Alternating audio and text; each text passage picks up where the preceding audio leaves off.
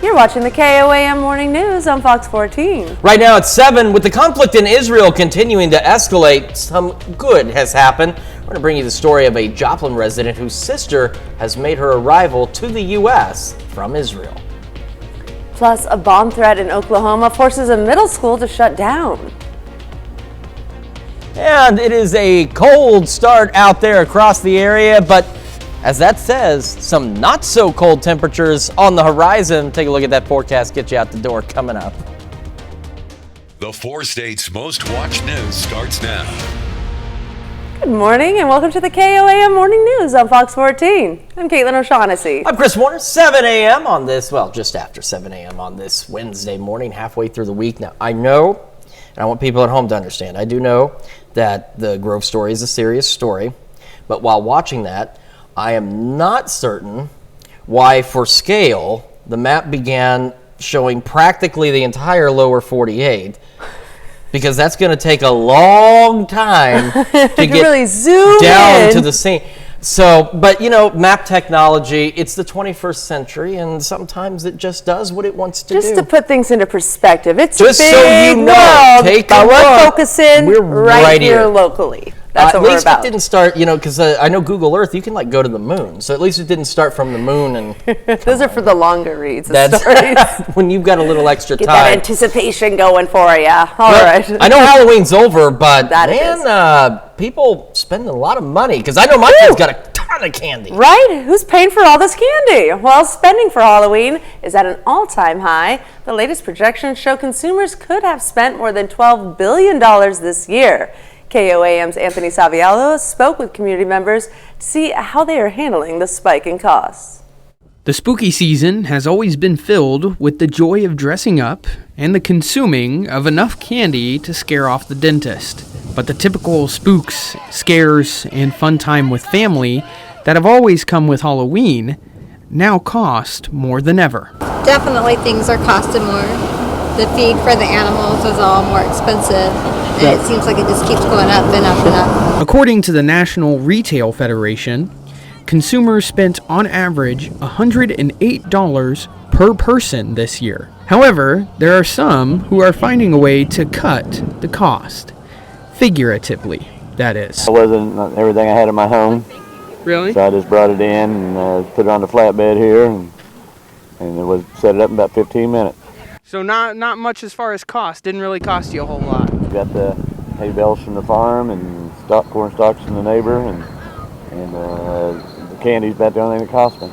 Despite the cost and despite the cold, the joy Halloween brings to kids in the community makes everything worthwhile. It is to me because I like seeing the kids. I'm a substitute teacher, so I know a lot of them, and when they run up and say, "Oh, Miss Miller," I like that. I like being a part of the community. I like seeing the kids happy. So, whether you're buying a costume for you and your dog, or decking out an entire bus, chances are you're spending more this year than you did last year.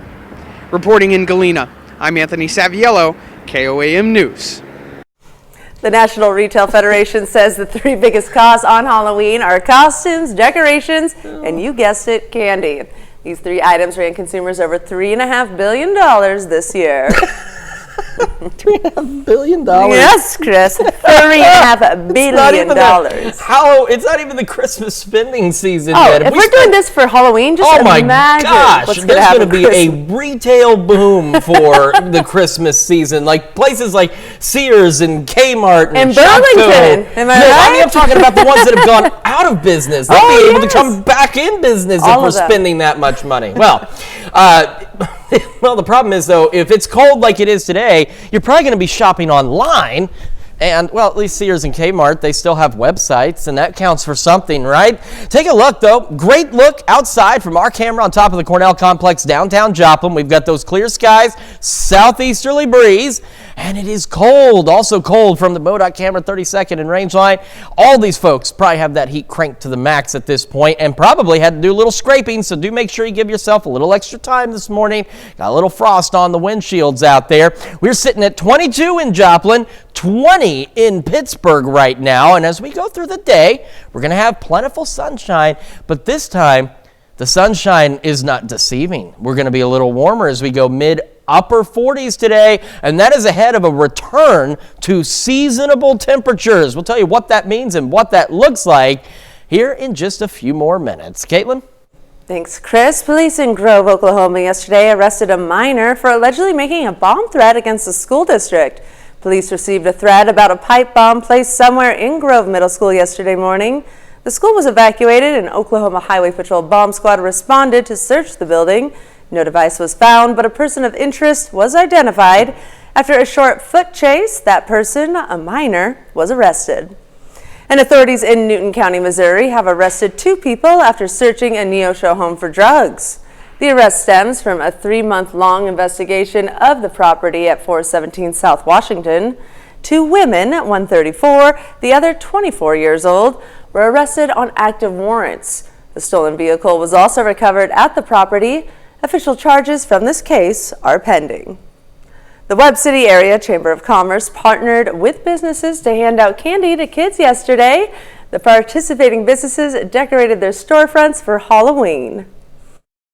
We love being a part of Webb City community. We are a tight-knit community. And with Wiggin' Out Boutique, we believe in community over competition. And so with kids, we want to give them a safe place to trick-or-treat, have fun, and not have to worry about it.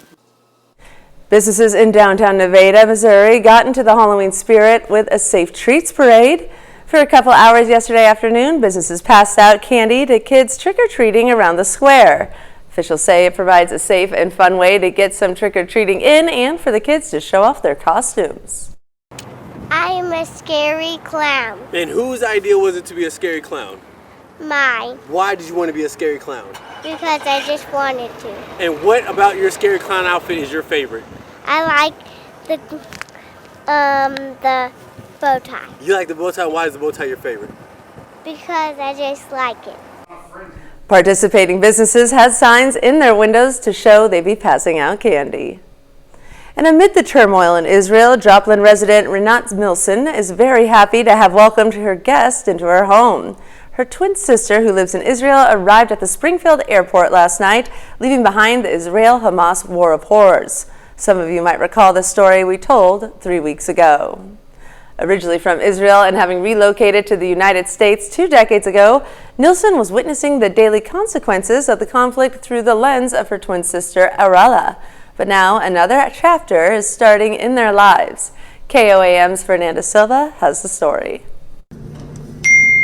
Hi there. I can't wait. Time isn't moving fast enough, said the message Rinat Nielsen sent to us on Monday afternoon. Her anxiety lasted all day. Wow, yeah, the day moved very slow, very, very slow.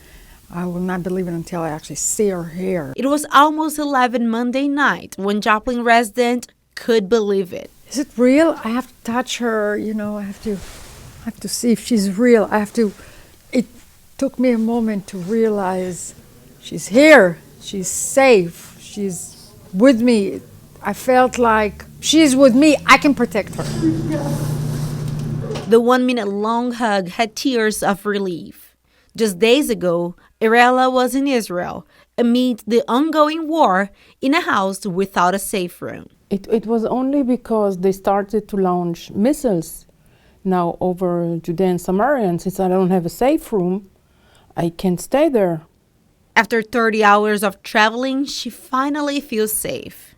But the relief comes with fear. I'm sad because my daughters didn't want to come. And I'm always thinking about them when they're home now, and we just got a red alert for them, and so I know, but everyone makes their own decision, you know. The hope now is for less stressful days next to her twin sister. I'm sure she slept well without waking up to sirens and rockets flying over. Yeah, I'm really happy to be here and to have some quiet time and to relax the mind and everything. And for safety for loved ones still in Israel. In Joplin, Fernanda Silva, KOAM News. Arela plans to stay at her sister's house for several weeks. Up next, we have heard that it is necessary to keep aspirin on hand after a heart attack, but a new study shows that this may not be necessary anymore. And later, a local clinic is shutting in Fort Scott. We'll have the details later. You're watching the KOAM Morning News on Fox 14.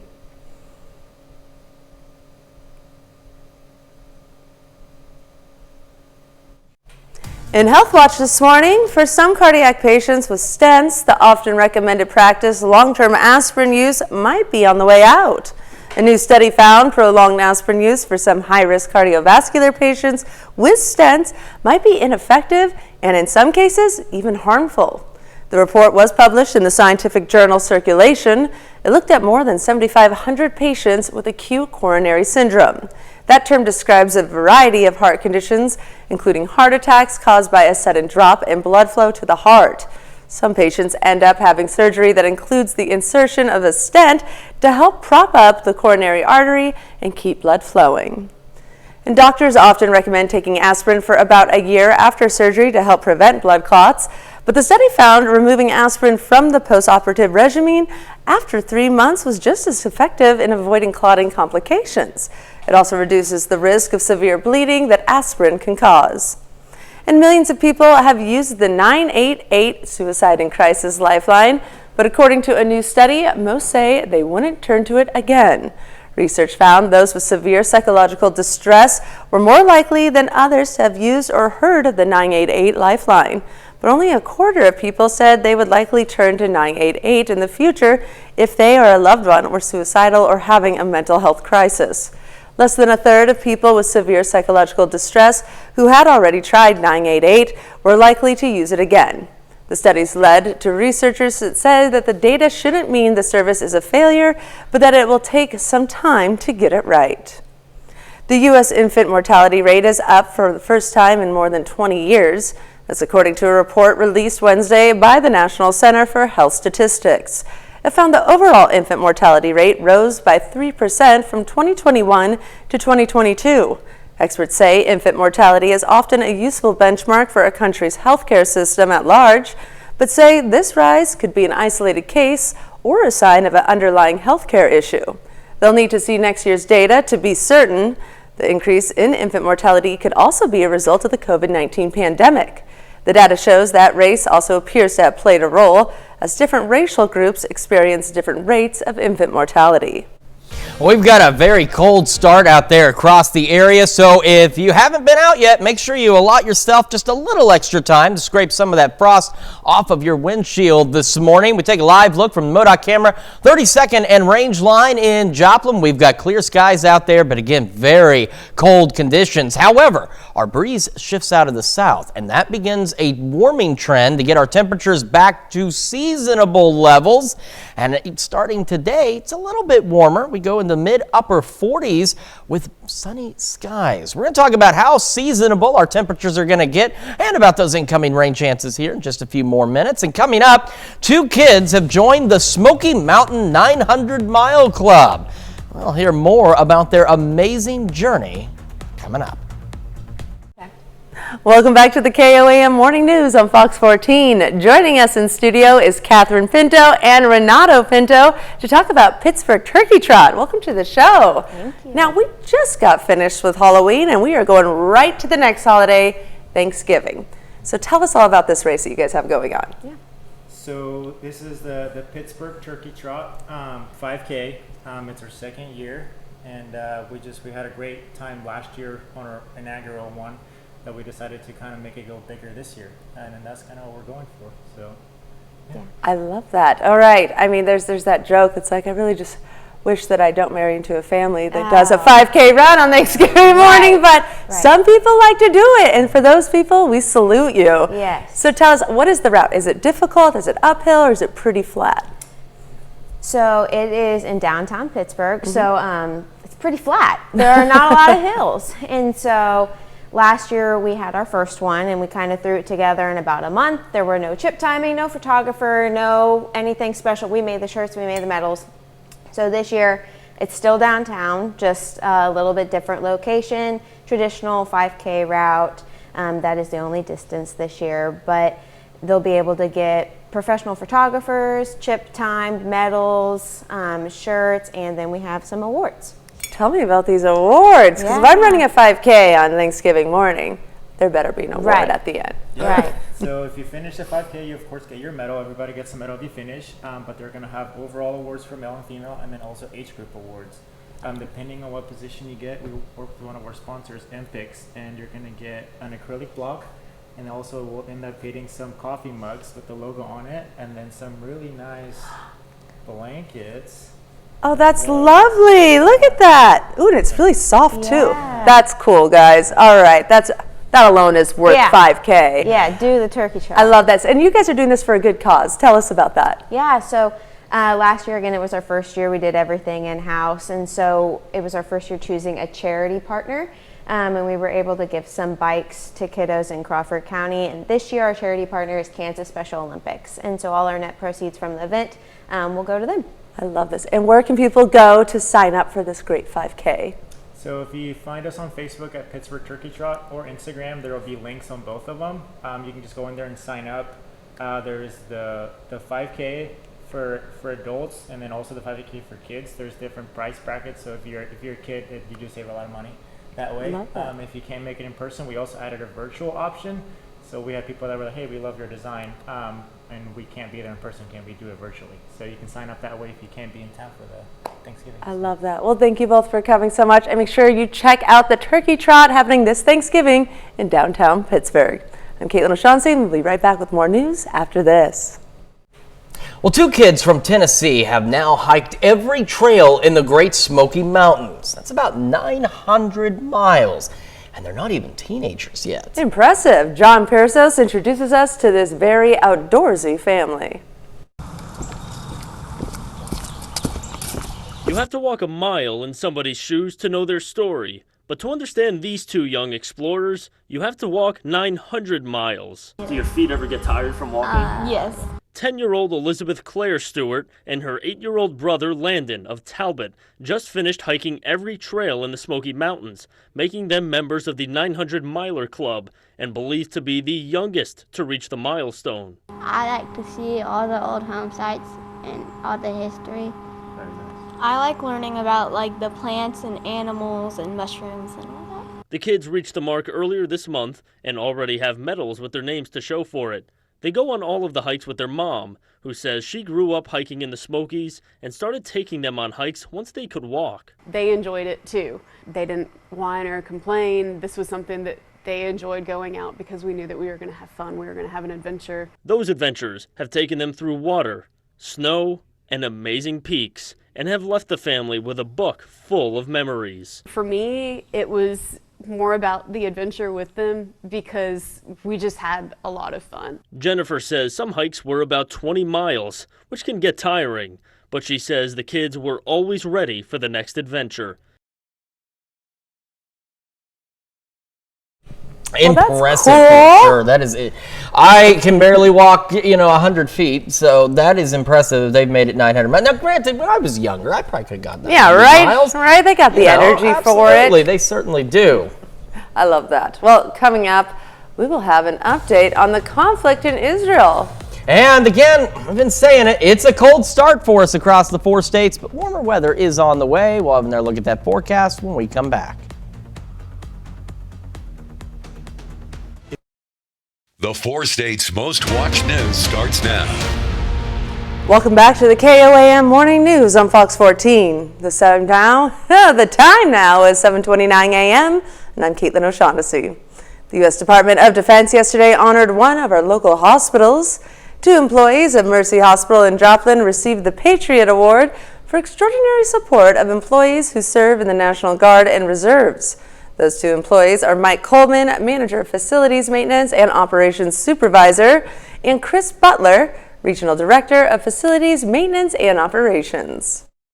For me, I'm just doing my job, making sure that we take care of those who are taking care of us. So I very much appreciate the honor, but I feel like we're just doing what we're supposed to do. Butler and Coleman were nominated by the hospital's Energy Center operator, Terry Devins. Devins himself serves in the Missouri National Guard. Residents in Newton County are suing the Missouri Department of Natural Resources.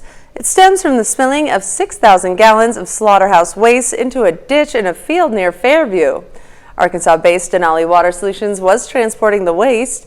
The lawsuit asked the department to require Denali to cease any and all activities and operations at any facility it uses to store waste. A Kansas judge says that the state can't enforce a new law on abortion pills or make patients wait 24 hours to end a pregnancy.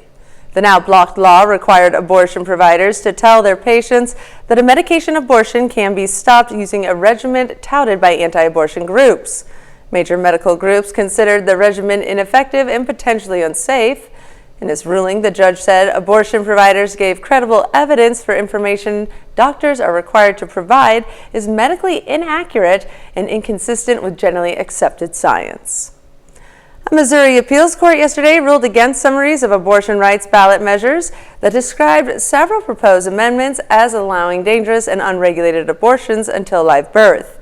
The summaries were written by Republican Secretary of State Jay Ashcroft. The judges on the court say the summaries are politically partisan. The city of Galena hosted its own Halloween parade and festival yesterday. Plenty of candy was handed out to kids, but it's also a chance for people to give back. Residents were asked to bring non-perishable food items to the parade that were then donated to a local food pantry. We're really lucky to live where we do, a small town, so we have the capability to shut down the streets. And it, again, opens up a big area where kids can freely walk around with their families. You can look around and they're out here having fun, even despite the cold, and it just keeps it in a contained area. This is the 43rd year of the Galena Halloween Parade and Festival. And last night was a night of murder and mayhem in Fort Scott. The Fort Scott National Historic Site held candle lantern walking tours yesterday evening detailing specific tragedies and events that happened at the fort in the 19th century. There were 4 tours yesterday, each one lasting 30 minutes.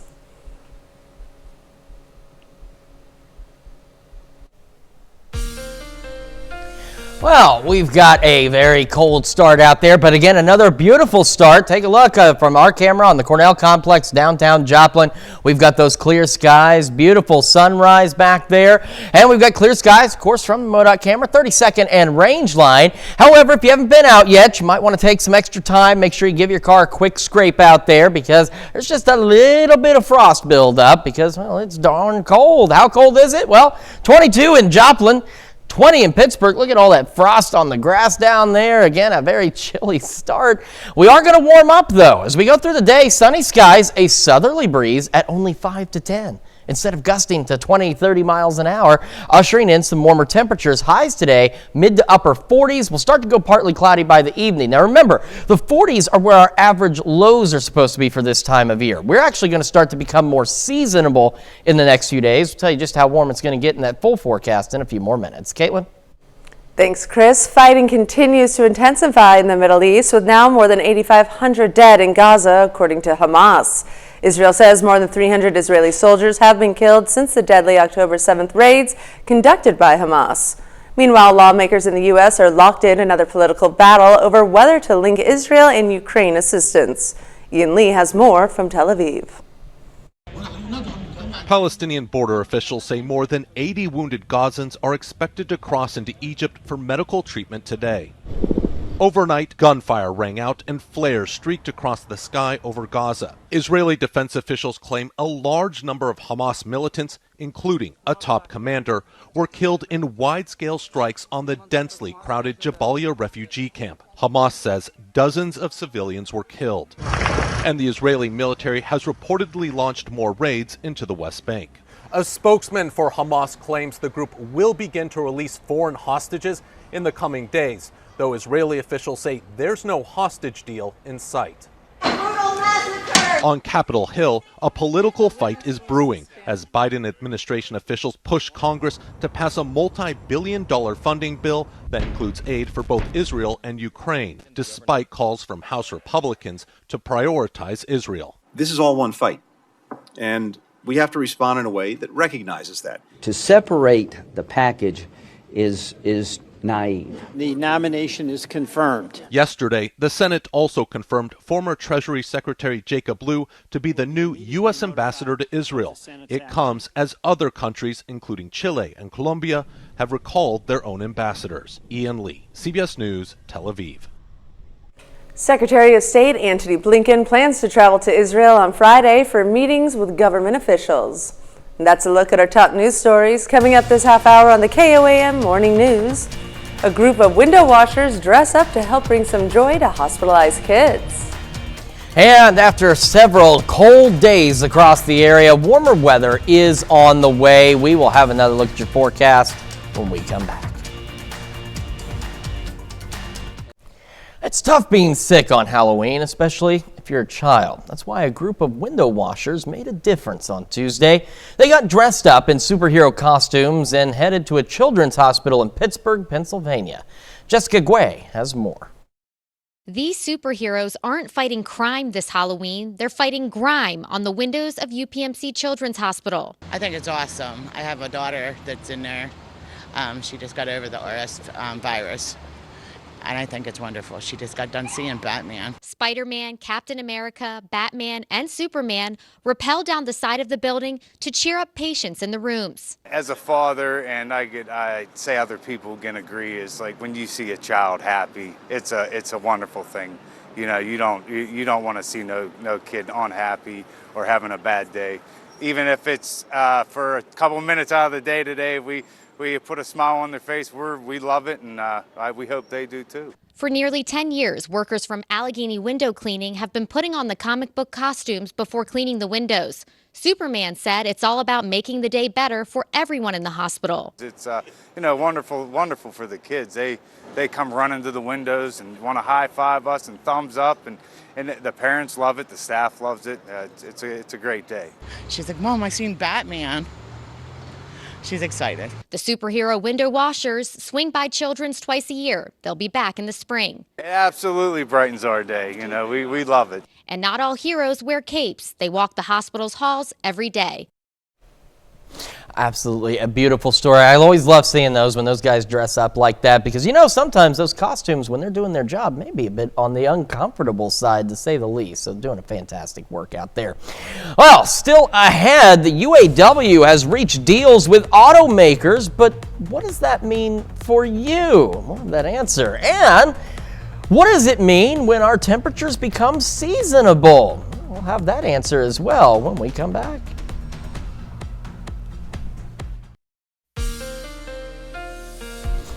Welcome back to the KOAM Morning News, 7:42 now on this Wednesday morning. Beautiful. Look at that sunrise from our camera on top of the Cornell Complex in downtown Joplin. Looks great out there, albeit a bit on the frosty side. Clear skies from MoDOT camera, 32nd and range line. Look at all that frost. It almost looks like a light snow fell, but it's just frost on the grass on the KDOT camera on 69 just south of Pittsburgh. Great colors in the sky. Looks wonderful. Doesn't feel so wonderful. 22 is where we're at with a calm breeze out there. We're going to start to see a southerly breeze today, and that's going to allow us to start to warm up. So again, this little temperature malfunction has returned. It corrected itself and then didn't. So it is not 6 degrees in Miami. Don't worry. You're not quite that cold. You're probably sitting about 15, 16 degrees out there, and I'd be willing to bet that's 18 in Grove, 17 Parsons, Chautauqua, 16 Neodesha, 20 in Pittsburgh, Nevada, 21 Lamar, 22 in Carthage, and 22 over in Cassville.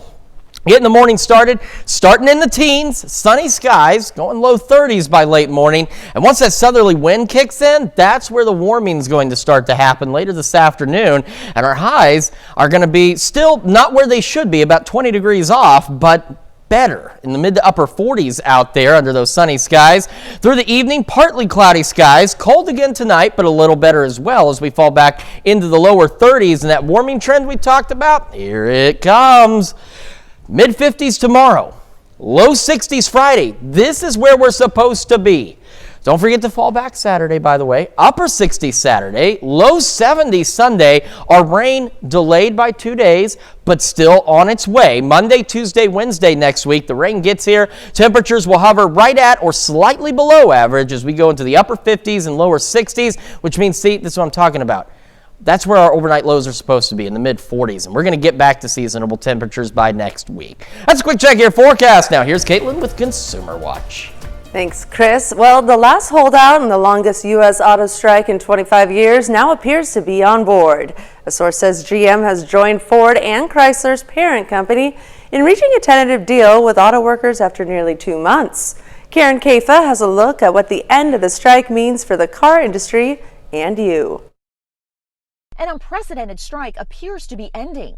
On Monday, GM and the United Auto Workers Union appeared to have reached a tentative agreement, according to a source familiar with negotiations. The move ends nearly 7 weeks of an unprecedented strike against the Detroit Big Three automakers, GM, Ford, and Chrysler owner Stellantis. A total of nearly 50,000 workers walked out of their jobs during some part of the strike, demanding better benefits and pay, citing the auto industry's record corporate profits. We haven't had a raise in years. We've been giving and giving and giving. While the exact terms of the deal have not yet been released, it is expected to be along the lines of the deals already announced at Ford and Stellantis, including guaranteed pay increases and the return of cost of living adjustment, which combined would lift workers' pay more than 30%. Monday's move comes 2 days after the union expanded the picket line to GM's engine plant in Spring Hill, Tennessee. Last Wednesday, the union announced a deal with Ford, and on Saturday, it announced a deal with Stellantis. For every member, the money will be significant. For many members, it will be life-changing. So what does this mean for the auto industry and for consumers? The long labor strike hurt the automakers financially. A prolonged dispute would create a painful domino effect that would trickle down to vehicle parts suppliers, car dealers, and eventually to you, even if you're not in the market for a car. That's because experts say it could have led to fewer cars on lots and made it harder for shops to repair your car. For Consumer Watch, I'm Karen Kafa. Well, we'll be right back with more after this, but first let's take a look at the market prices before the opening bell.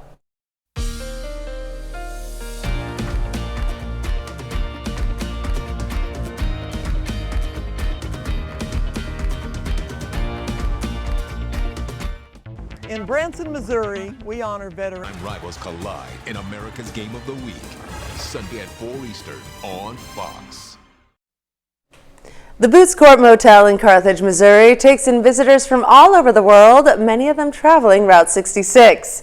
But as KOAM's Tanya Bach recently discovered, there are some rooms in the motel where you aren't alone.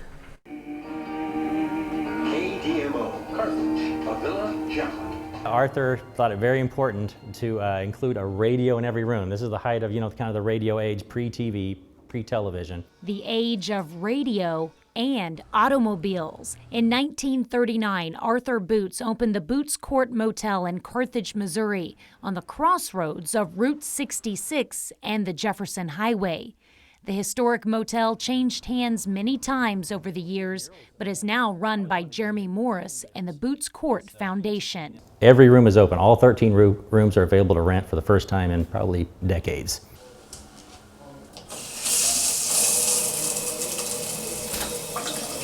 While this isn't the Bates Motel, and you won't find Norman lurking outside your shower, the Boots Court Motel has its own stories and its own hauntings. Stories about famous guests like Mickey Mantle, Gene Autry, and Clark Gable. So he came through and stayed, and he was passing on through Route 66 to different small towns selling war bonds.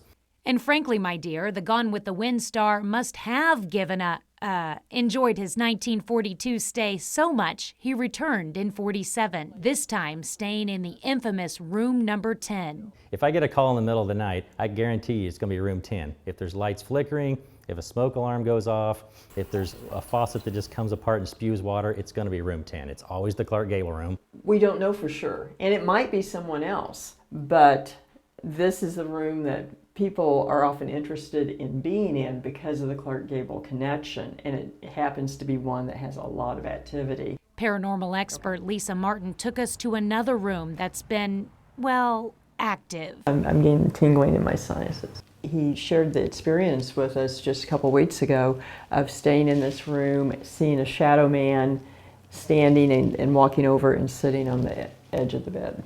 A darkness that's often witnessed in the tunnel room beneath the motel. 12, 14, the Neelys were a little superstitious. There's no 13. So I consider the tunnel 13. The underground tunnel runs from the front office all the way to the back basement. Morris says Arthur Boots dug it out as an attempt to filter cool air into the rooms. His plan didn't work. But we have a nice tunnel out of it, and it's got Carthage stone, so Carthage marble lines each wall. More than 8 decades later, the Boots Court continues to attract tourists from all over the world, looking to book a stay at the motel with a radio in every room. Reporting in Carthage, Missouri, Tanya Bach, KOAM News. Interesting note about Clark Gable's visit. The desk in room 10 is the same desk where he signed autographs during his second visit to the Boots Court in 1947. Certainly an opportunity you want to take to get up there and maybe check out room 10 if you have some time. Hell, you're also going to need to make some time to do a quick scrape on your windshield out there. A little bit of frost building up out there. MoDOT camera 32nd in range line. We've got those clear skies. We have also got cold temperatures across the area. However, we're going to start to warm up a bit. Southerly breeze this afternoon at about 5 to 10 allows us to get mid-upper 40s as we head into the afternoon with those sunny skies. Our lows, that's about where they're supposed to be, but it's a step in the right direction. We'll have one more look at your forecast, including that big warm-up and the news you need to know when we come back. The holiday season is upon us. Let local and family-owned Healing Hands Caring Hearts help you. Here's a check of today's top headlines, the news you need to know before you head out the door. Grove, Oklahoma authorities arrest a minor for allegedly making a bomb threat against the school district. Police say they received a threat about a pipe bomb placed somewhere in Grove Middle School yesterday morning. The school evacuated and the Oklahoma Highway Patrol Bomb Squad responded to the search building. No device was found, but a person of interest was identified. After a short foot chase, that person, a minor, was arrested. Authorities in Newton County, Missouri have arrested 2 people after searching a Neosho home for drugs. It stems from a 3-month-long investigation of the property at 417 South Washington. 2 women, one 34 years old and one 24 years old, were arrested on active warrants. A stolen vehicle was also recovered at the property. Official charges from this case are pending. A Missouri appeals court yesterday ruled against summaries of abortion rights ballot measures that describe several proposed amendments as allowing dangerous and unregulated abortions until live birth. The summaries were written by Republican Secretary of State Jay Ashcroft. The judges on the court say the summaries are politically partisan. All right, so we've got ourselves, again, a cool day, but a little warmer as we go mid-upper 40s today under sunny skies. Southerly breeze 5 to 10, ushering in the warmer weather. Partly cloudy through the evening and overnight. We're still cold, but again, a little better as we go back into the low 30s. Now, look ahead at the 7-day. We're up to the mid-50s on Thursday. We are going to go into the low 60s by Friday, which is where we should be. Don't forget to set your clocks back Saturday. Can't remind you about that enough because it's important to get that extra hour.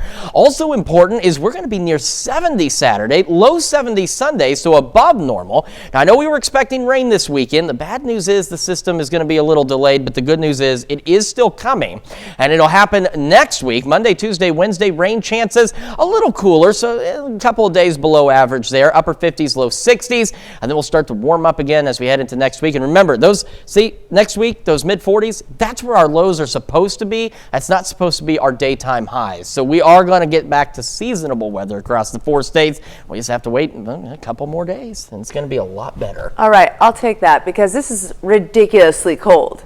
Oh, and we're in another dimension. Ooh. All right. Okay. Well, sometimes, we've talked about this before, sometimes Monday isn't Monday, but other days are Monday.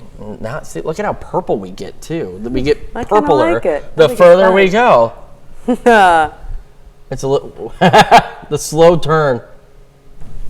It's like those old 1970s news opens, you know, where they did these really far out psychedelic effects. I dig it. Yeah, believe me, they're interesting to see. Those are on YouTube too. YouTube's full of fun stuff. All you right, know. Enough with the YouTube, Chris. I like it. Okay, it's interesting.